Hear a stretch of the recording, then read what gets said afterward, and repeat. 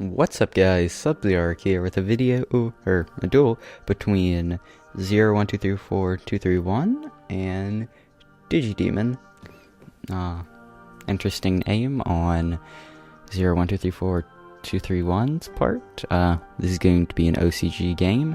Digidemon is running those E-Dragons, and we don't know what 01234 is running yet. He's going to start off by playing the Tempest. I'd like to have no mouse cursor, but Camtasia's kind of dumb, and so since I have a custom cursor, it doesn't really understand that. He's going to banish the Tempest to play the Darkness Metal, and then use Tempest's effect to get himself another Tempest. So he's starting off nice, as all E-Dragons players do. This does show that he's running the Darkness Metal. Some players opt out of running him, but it's going to show that he does. He's going to Gold Sark the title and grab the Stream, which he's probably going to discard along with the Tempest to get a title. So yeah, E-Dragons plays extremely predictable. So far he's used Tempest, and he's used the 2 Wind Dragons and the 2 Water Dragons effects. So you can only use those once per turn, so now the only plays he has available to him are with the Fire Dragon and the Earth Dragon and their baby forms. If he so wishes, of course, he could stop here and just be like, wow, I made an awful turn 1 play. But he does, of course, still have that Darkness Metal effect, so he will probably grab back the Tempest and then Xyz for a Drago sack. That's what I'm guessing, at least. So let's see what he does. He's going to get the Blaster, which I guess he discarded early game. I didn't even notice that he discarded a Blaster, probably for the Wind Little Dragon, or maybe he discarded Burner. Maybe I'm just crazy and Burner Blaster, but I don't know. Anyway, he made pretty much the play I was predicting, plays the Drago Sack and summons 2 tokens. He still, has access to that Blaster effect, but he's probably just going to pass over. He sets 1, not sure what that could be. Return from the different dimension, possibly, who knows. Now we're going to see what 01234 is running. Oh my god, I'm so good. Of course, I'm very sorry if I'm mispronouncing your name. Maybe it's 01234 Oh, he's going to summon the Magician of Prophecy and get it Veilered really quick, which sucks for 01234 because his turn 1 play, Digidemon, is just saying, no thank you, I don't want that. So hopefully 01234 has, something to fall back on. Maybe a power to attack over the token.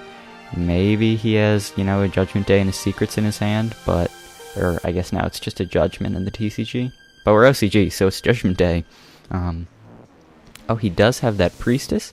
He's got the secrets, the Tower, and the Fate. Probably secrets for Judgment Day, maybe? I don't know, it depends on what his last card is. Secrets, maybe for a Master, depending on what he wants to get, It all depends. Yep, he's going to get the Judgment, so that's going to give him some plays. It all depends on what that last card in hand is.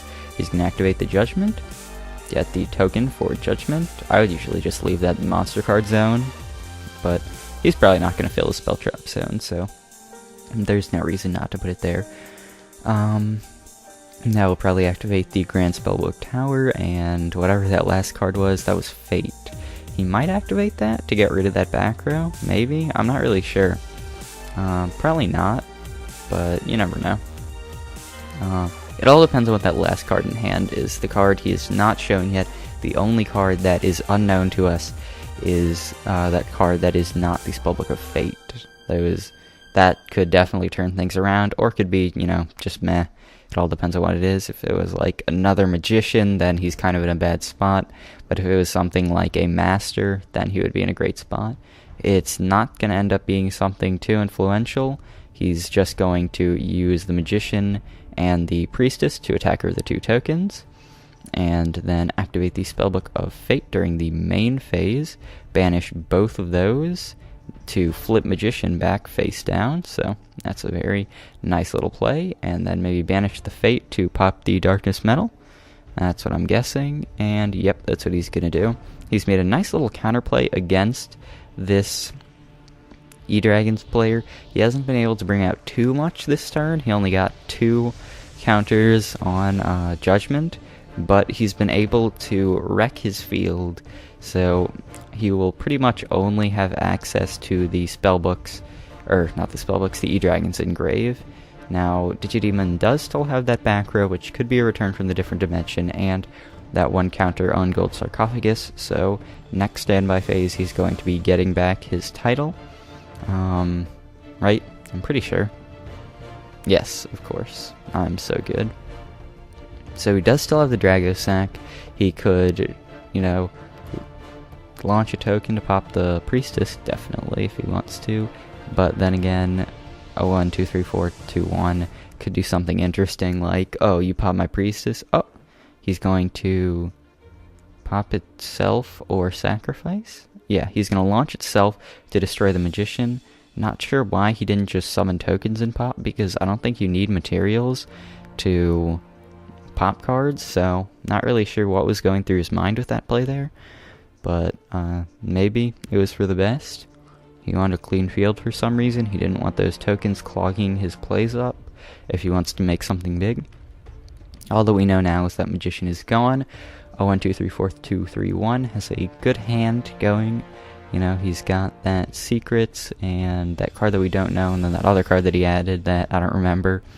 He's got the tower up, but all his spellbooks are banished, which sucks for him.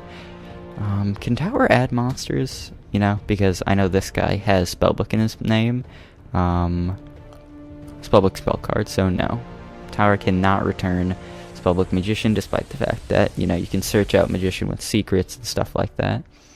Interestingly enough, in the Japanese at least, the new Spellbook card, the World, has Spellbook in its name, so it can be searched out by secrets, which is kind of crazy. Maybe, you know, Konami will do an awesome errata and just be like, no, I don't really want that name, so we're just going to change it. Of course, he's going to use Title's Effect and banish his Blaster and his Darkness Metal to get Blaster Effect to add Blaster to hand. Of course, you know, as we all know, Elemental Dragons can just make advantage out of thin air. All they need is a few cards in Graveyard. He's going to add the Flameveil Guard, which is a card that a lot of E-Dragon players have been opting to run recently, because it can be added with Blaster, and it can be used for very interesting level 8 Synchro plays. So, he's going to summon that Flameveil Guard and Synchro it with his title, possibly into a Crimson Blader. Oh, nope, just a Scrap Dragon, that's interesting. Crimson Blader would stop, I'm pretty sure, would stop Priestess, or maybe it's level 8, I'm not sure. I know Crimson Blader would have to stop level 7s, but Crimson Blader is usually a potent card against Prophecy / E-Dragons, but he probably wanted to go for the Scrap Dragon just so that he could get the pop-off on the Priestess or the Tower. Tower, of course, will just get him a Veiler, I think? Or it might not get him anything. I'm not sure exactly how that's worded. Effect targeting his set and targeting his Magician of Prophecy. Not 100% sure why he wants to pop. Oh, okay. Now, as I said, he's going to chain the return from the different dimension, and 1, 2, 3, 4, 3, 1 is just going to surrender. Let's see. I don't think I've been recording for very long, so I'm just going to go to game 2 and show you guys this. Of course, this is a very interesting game. We always want to be seeing what these decks are running.